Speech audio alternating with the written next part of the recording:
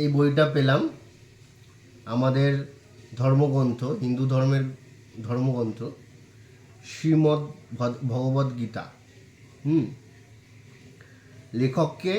লেখক হচ্ছে দয়ানন্দ বর্মা। আপনারা এটা কিনতে পারেন, কারণ প্রথমে আমি আগেই বলেছি আগের ভিডিওতে, বই কিনলেই হয় না, আগে দেখতে হয় লেখকটা কে। এই লেখক দেখে বই নির্বাচন বা করা উচিত। আবার ঠিক একইভাবে আমি রাস্তায় যখন আসছিলাম, অফিস থেকে ফিরছিলাম, তখন আমি বহুদিন আগে 3-4 মাস আগে আমাদের 20 টাকায় গীতা বিক্রি হচ্ছিল, গীতা দান করা হচ্ছিল। সেটি হচ্ছে এই যে গীতা, ঠিক আছে, গীতা তোমার জ্ঞান অমৃত, ঠিক আছে। আমি সেই এই দুটি বিষয়বস্তুটা তুলে ধরার চেষ্টা করব। যেমন আমি প্রথমে এটাই বলছি, এটা লিখেছে বললাম দয়ানন্দ বর্মা, আর এটা লিখেছে এক মিনিট, এটা লিখেছে সন্ত রামপাল দাস মহারাজ, ঠিক আছে। দাসটা তো পদবী, ওটা পদবী না, অ্যাকচুয়ালি না, সবারই দাস থাকে ওটা, ঠিক আছে। ওদের যারা মহারাজ বা সন্ত, তাদের দাস ওটা উজ্জ্ব রেখে দেয়। এবার এই সন্ত রামপাল দাসের একটা ভিডিও আমি আপনাদের কাছে তুলে ধরছি। Subscribe to our channel and click on the bell icon for all the latest news and updates. Hello, welcome. This is One India News and I am Akash. A day after the Dera Sacha Sauda chief Gurmeet Ram Rahim was sentenced to 20 years in prison for 2 rapes, it's turn of another spiritual leader to see his fate decided by the Indian judiciary. The self-styled godman Sant Rampal was arrested in November 2014 from Hisar in Haryana on the charges of rioting, sedition and murder amongst others. Judicial Magistrate Mukesh Kumar will pronounce the verdict in criminal cases against this godman on August 29th. So, who is Sant Rampal? Here are the few things to know about before his verdict. Sant Rampal was born as Rampal Singh Jatin on September 8, 1951 in Haryana's Sonipat town. He was son of a farmer, Nand Ram. Rampal became an engineer and worked with the Haryana Irrigation Department until 2000. According to reports, he was forced to resign and he started delivering religious summons soon after. One of the officers, Jai Singh, who worked with Rampal in the state irrigation department, said, did our matriculation from Kohana High School in Sonipat in 1971-72. Even then, he was religious. He used to read a lot of books on Lord Hanuman and chant Hanuman Chalisa. But we later found out that he had started following Sant Kabir's philosophies. I don't know much about his tenure as a junior engineer. We did not work together. ঠিক আছে, মানে আমি ভিডিওতে জানতে পারছি যে ইনি একটা সৎ ব্যক্তি ছিলেন না। রামপাল হোয়াট এভার যেটা বলা হয়েছে, সন্ত রামপাল দাস মহারাজ, ইনি খুন বা রেপ কেসের আন্ডারে ছিল। তো বেশ ভালো কথা, তিনি বইও লিখেছেন, ভালো কথা, কিন্তু সেই বইটাকে পাবলিশ করছে কে? ইসকন জাতীয় যারা আমাদের রয়েছে, যারা আপনার নবদ্বীপের যারা অথরিটি আছে, তারা এর প্রকাশিত বইটিকে বিলি করছে, তাও বেশ ভালো কথা। কিন্তু এখন দেখা যাক যে বইটার ভেতর কী আছে। বইতে প্রথম পাতায় লেখা রয়েছে, শব্দ অখণ্ড, অর্থাৎ শব্দের বিনাশ হয় না যেসব পূর্ণ আত্মাদের নেটওয়ার্ক ঠিক থাকে। এটা যেসব পূর্ণ আত্মাদের নেটওয়ার্ক ঠিক থাকে, সেই পূর্ণ আত্মাদের মস্তিষ্করূপী হোয়াটসঅ্যাপে পৌঁছে যায়। এই আবার কী জিনিস জানি না। যেমন ব্যাসদেবের মস্তিষ্করূপী হোয়াটসঅ্যাপ লোড হয়ে গিয়েছিল। ব্যাসদেব, এটি আমি পরে আসছি, ইনি কে ছিলেন তার সম্বন্ধে আমি আসছি। এখন তাহলে তার মস্তিষ্কে হোয়াটসঅ্যাপ লোড হয়ে গেছিল, বোঝাই যাচ্ছে না কিছু। তার মানে কি এখানে এইটুকু আরেকটু পড়ে নিই। যখন শ্রী ব্যাসদেব পবিত্র ভগবত গীতাকে তালের পাতা অঙ্কিত করে রেখেছিলেন, ঠিক আছে, তাহলে কে তালের পাতা রেখেছিলেন? ব্যাসদেব। ব্যাসদেব কী করেছেন? গীতাটা লিখেছেন। বেশ ভালো কথা। তাহলে আমরা বলছি অ্যাকচুয়ালি কি হচ্ছে, আমি এই বইটি পড়ে দেখা যাবে যে আমাদের যে গীতা বা গীতা যে ধর্মের যেটা বলছে, যেমন আমি এই বইটা যদি আমি খুলি, এই বইটিতে দেখতে পাবো আমার শ্লোক আছে, শ্লোকে নিরিখে বাংলা ভাষায় অনুবাদ আছে, আর কিছু নেই এখানে। এখানে শ্লোক আছে, বাংলা ভাষায় অনুবাদ আছে। সুতরাং আমরা এটা থেকে শ্রীকৃষ্ণ কি বলেছে, আমাদের ভগবান শ্রীকৃষ্ণ কি বলেছে, সেই সম্বন্ধে আমরা প্রকৃত ইতিহাস বা প্রকৃত তথ্য পেতে পারি। কিন্তু এখানে কি করছে, কিছু পরিমাণ মানুষ আছে, কিছু আমাদের জগতে মানুষ আছে, তারা কি করে, ওই যে আসল যে মেসেজটাকে, আসল যে ইনফরমেশনটাকে তারা ডাইভার্ট করে। আর যারা কি করে, মানুষকে অন্ধভক্ত করে দেয়। মানে জাস্ট কি করে, একটা কাঠের মালা সে জানেই না, একটা বাচ্চা শিশু সে ধর্ম সম্পর্কে কিছু জানে না, সে উপদেশ দিচ্ছে, ধর্ম উপদেশ, ঠিক আছে। সুতরাং এটি আমার মতে ঠিক না। আগে জানতে হবে, যেই ধর্মে সে করুক না কেন, আগে ধর্ম পড়তে হবে, ধর্মের সম্বন্ধে জানতে হবে, তারপর সেটা নিয়ে বিচার করতে হবে। আর সবসময় যে কোনো বই শুধুমাত্র, যেমন আমাদের ধর্ম হিন্দু ধর্ম মানে কি আমি যদি ব্রাহ্মণের কাছ থেকে শিক্ষা নিতে হবে তা না, যে কোনো কেউ শিক্ষা নিতে পারে, যে কোনো ধর্ম থেকে, যে কোনো লোক থেকে। এইদিকে দেখ, এখানে বলেছে বর্তমানে শিখ সম্প্রদায়ের মধ্যেও বক্ত গুরুর অভাব। যেমন সূক্ষ্ম বেদে বলেছে, সূক্ষ্ম বেদ কি এটি গন্তে জানতে পারবেন। রামকৃষ্ণ সে কৌন বড়া উন হয়ে ভি গুরু কিনহি তিন লোক কে ওয়ে ধনী গুরু আগে অধীন। ভাবার্থ, এই হিন্দু শ্রদ্ধালুরা গুরু ছাড়া মনোমর্জি আচরণ করেন, তাদের বলেছেন শ্রীরাম শ্রীকৃষ্ণ সব থেকে বড় মনে করেন। তারা তিন লোকের অর্থাৎ মালিক হয়েও গুরু ধারণ করে ভক্তি করতেন এবং নিজের গুরু দেবের শ্রীচরণে ষষ্ঠাঙ্গ প্রণাম করতেন। শ্রী রামচন্দ্রের গুরু বশিষ্ঠ ঋষি ছিলেন এবং শ্রীকৃষ্ণের গুরু দুর্বাসা ছিলেন। সন্দীপনী ঋষি শ্রীকৃষ্ণের অক্ষর জ্ঞানের অধ্যাপক ছিলেন। আমার কি ক্ষমতা আছে যে গুরু ছাড়া ভক্তি করে কল্যাণ চান? অবশ্যই যে কোনো আমরা সাবজেক্ট পড়তে গেলে তার গুরু দরকার হয়, তার টিচার দরকার হয়।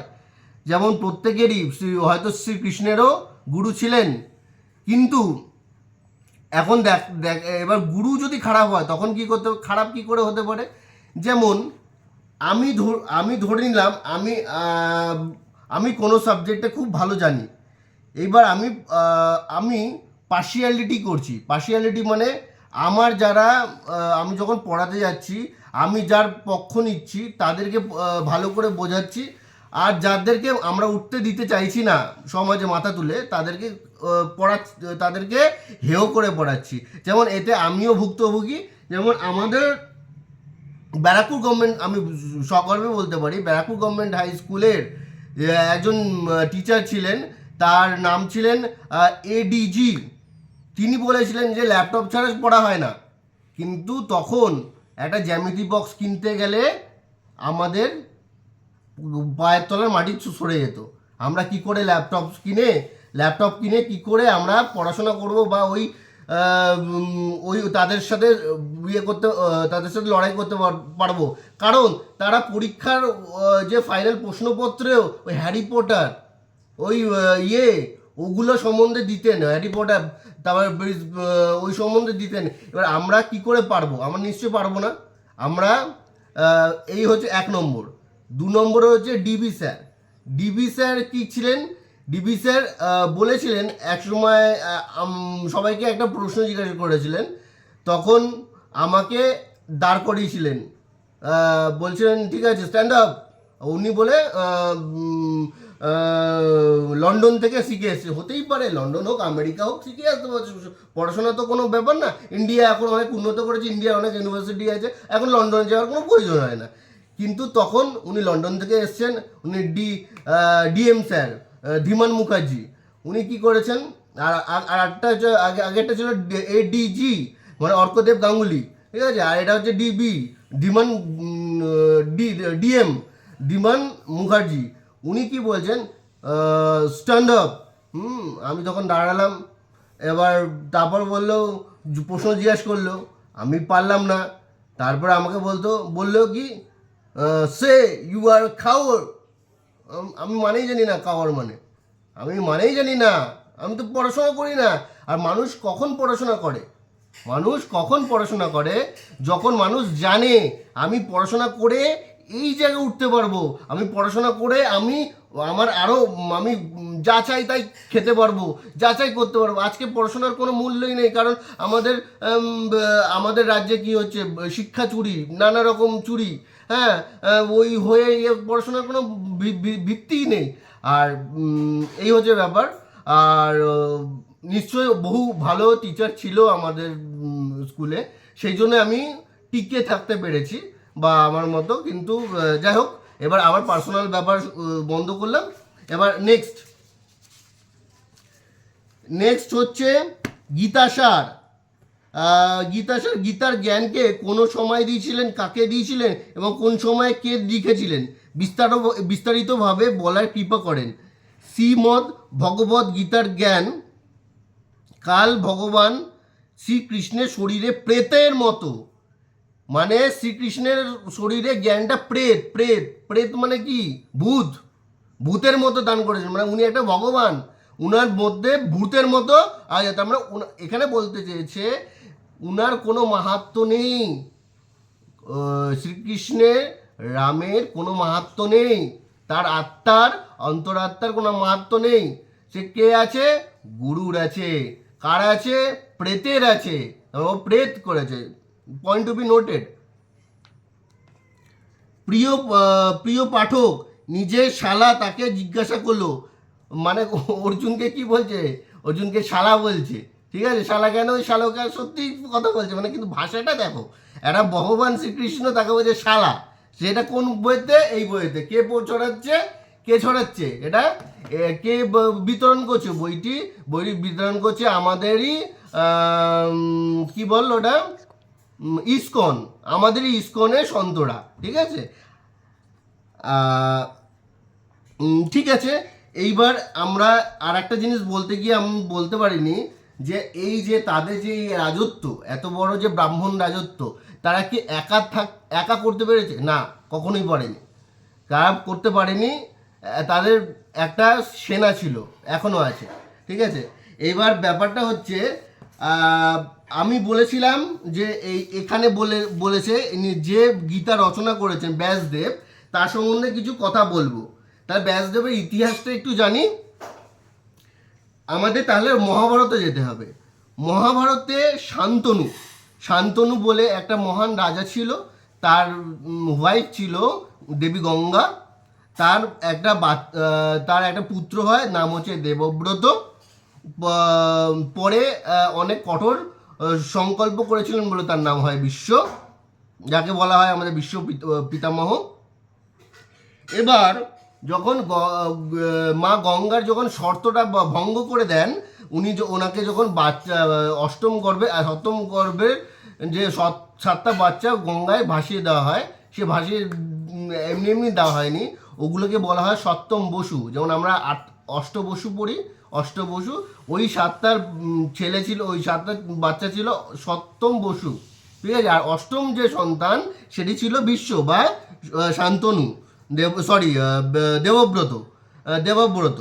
এবার তিনি যখন অষ্টম তার শর্ত ছিল গঙ্গা দেবী, যদি কোনো ওই বাচ্চাটাকে নেওয়া হয় বা ওটাকে যদি শান্তনু রাজা নিয়ে নেয়, তাহলে গঙ্গাকে পরিত্যাগ করতে হবে। সুতরাং উনি যখন নাকি লাস্টে ওই বাচ্চাটিকে গ্রহণ করেন, তখন তাকে পরিত্যাগ করে চলে যায় দেবী গঙ্গা। তখন সত্যবতী যে ছিল কি মাছ বিক্রেতা বা মৎস্য শিকারী, সে কি করে বিয়ে করে, তাকে বিয়ে করেন। এইবার আমরা পরে এই ইতিহাসটা জানো। এবার সত্যবতীর পূর্বের ইতিহাস, দেখা হওয়ার পূর্বে, শান্তনু রাজার সাথে দেখা হওয়ার পূর্বের ইতিহাসটা জানি একটু। শান্তনু রাজার সাথে দেখা হওয়ার পূর্বে তার যেহেতু সে মৎস্য শিকারী, সেজন্য তার গা দিয়ে মাছের গন্ধ বেরোতো।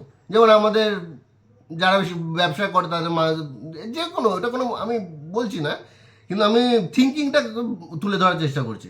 মাছের গন্ধ বেরোনো করে, তখন মহর্ষি পরাশর ওই গন্ধ অভিশাপ থেকে মুক্ত করে ও তাকে আরও সুন্দরী করে। তার মানে কি? তার মানে গন্ধ মানে আমাদের এখনকার পারফিউম, হয়তো তাকে কোনো পারফিউম বানিয়ে দিয়েছিল মহর্ষি, যেহেতু ওরা তো সায়েন্টিস্ট ছিল, ওরা তো জ্ঞানী ছিল, পারফিউম দিয়েছিল আর কিছু হয়তো ক্রিম দিয়েছিল, যেই ক্রিমে ও আরও বেশি সুন্দর হয়। এবার উনি হয়ে এবার সত্যবতী ও পরাশরের মধ্যে ক্রিস ক্রস সম্পর্ক হয়, তার মধ্যে উৎপন্ন হয় কৃষ্ণ দ্বৈপায়ন ব্যাস, যাকে আমরা বলি ব্যাসদেব। ঠিক আছে, তাহলে কৃষ্ণ দ্বৈপায়ন ব্যাস হয়। ওই ব্যাস কি করে ব্যাস লেখে ওই আপনার গীতা কি মহাভারত হোয়াট এভার একই ব্যাপার। গীতা তো বলেছে শ্রীকৃষ্ণ, মহাভারত রেখে নাকি গীতা লেখে আই ডোন্ট নো, এটা দেখে নেবেন, আমি আগে বলেইছি, অত মনে রাখার দরকার নেই। ঠিক আছে, জাস্ট এবার উনার যে উনার দুটো এবার এরপরে শান্তনু ও সত্যবতীর দুটি পুত্র হয়, একটা নাম হচ্ছে চিত্রাঙ্গন, একটার নাম হচ্ছে বিচিত্র বীর্য। এবার চিত্রাঙ্গন কিছু বছরের মধ্যে মারা যায়। বিচিত্র বীর্য উইক ছিল, স্বাস্থ্য উইক ছিল, এবং সে কি করে, সে তাকে তিনটি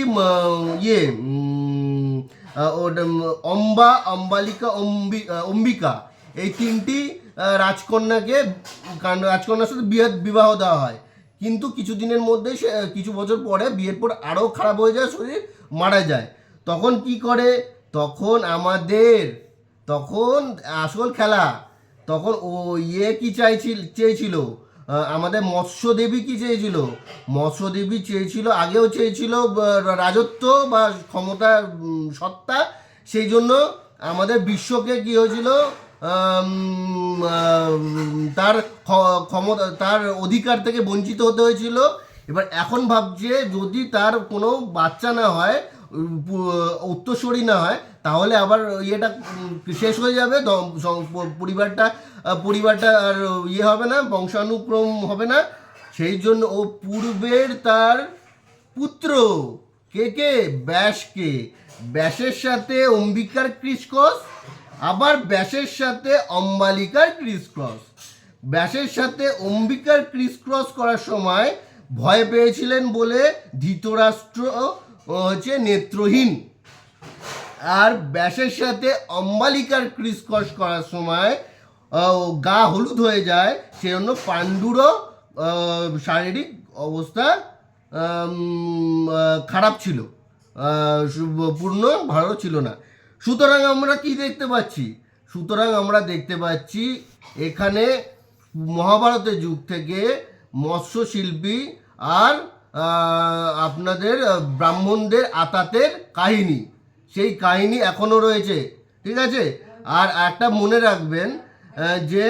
মনে রাখতে হবে এটা, যে পঞ্চপাণ্ডব ও কর্ণ তিনজনের মধ্যে কেউ না মৎস্যকন্যার উত্তরসূরি বা রক্তের, না ব্রাহ্মণ রক্তের। ওরা হচ্ছে ওদের মা কুন্তী, ওদের আলাদা করে ভগবানের প্রসাদ ওরা। ঠিক আছে, যাই হোক হোয়াট এভার, ওরা ওই কুরুচিকর ইয়ের মধ্যে নেই। তার মানে আমরা কি বলতে চাইছি, আমাদের টার্গেট হচ্ছে যে আমাদের মধ্যে আমাদের বুঝলাম যে আমাদেরকে প্রকৃত জ্ঞান থেকে দূরভীত করে রাখে। আমরা যত বেশি জানবো তত কম মানব, তত বিদ্রোহ করব। সেই জন্য ব্রাহ্মণ জাতি এবং চায় না যে আমরা তাদের ইতিহাস ঠিকমতো জানতে পারি। সেই জন্য তারা কি করে, ওই ইতিহাসটাকে নানাভাবে ঘুরিয়ে পেঁচিয়ে এদিক ওদিক করে, গীতা কিন্তু একটাই, গীতা একটাই, এটাও না গীতা, গীতা হয়তো একটাই, কিন্তু ওই গীতাকে কেউ লিখেছে ব্রজবালা, কেউ কোনো অন্য রাইটার লিখেছে, হাজারো রাইটার লিখেছে। তাতে কি করবেন, আসল ইনফরমেশনটা আপনারা পাবেন না কোথাও। সেই জন্য কোনো বিবাদিত কোনো কিছু জানতে গেলে, আগেও বলেছি যে অন্যান্য রাইটার বা অন্য দেশের, ধরুন আমি অন্য দেশের বা অন্য রাজ্যের রাইটারের কাছ থেকে ওই রাজ্যের ইতিহাস বা ওই সভ্যতার ইতিহাস জানতে হয়। ধন্যবাদ।